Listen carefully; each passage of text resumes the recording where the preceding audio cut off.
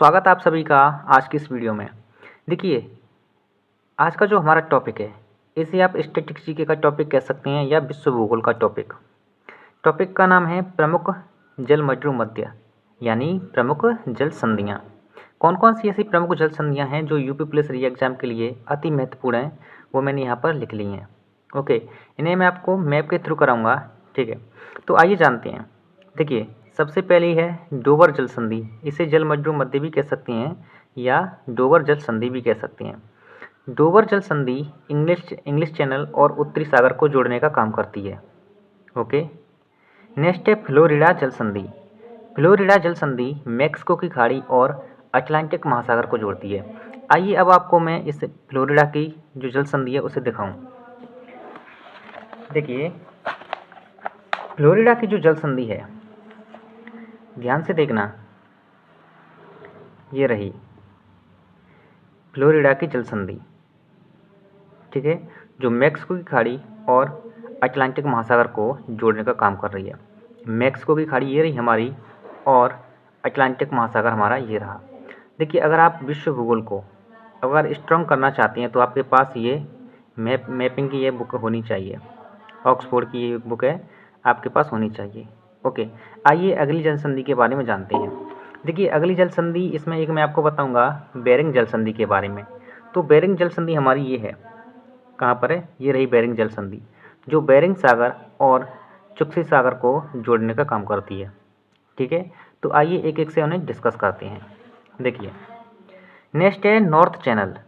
North channel जो है वो आयरिश सागर और अटलांटिक सागर को महासागर को जोड़ता है।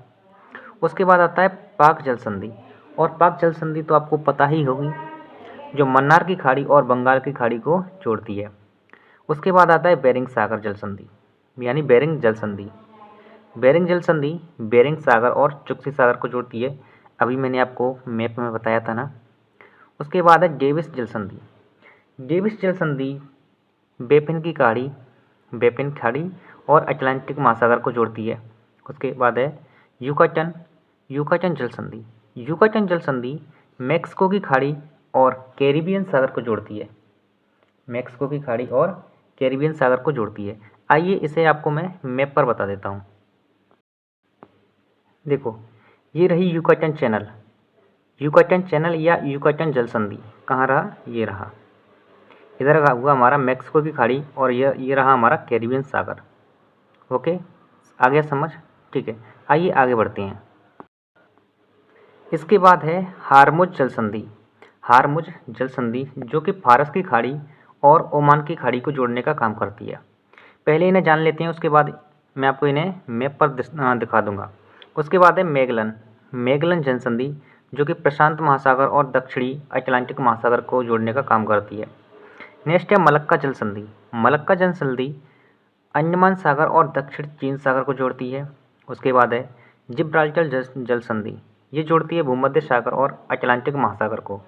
उसके बाद है सुंडा जल संधि जो कि जावा सागर और हिंद महासागर को जोड़ती है।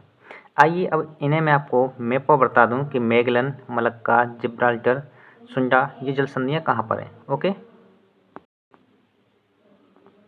देखिए, डेविस जल संधि मैंने आपको कराया था जो कि बेपिन की खाड़ी को जोड़ती है ना। डेविस जल संधि की स्थिति यहाँ पर है। आइए आगे और जल संधियों को जानते हैं। अभी मैंने आपको नॉर्थ चैनल के बारे में बताया था, यानी उत्तरी चैनल, जो कि आयरिश सागर और अटलांटिक महासागर को जोड़ने का काम करता है।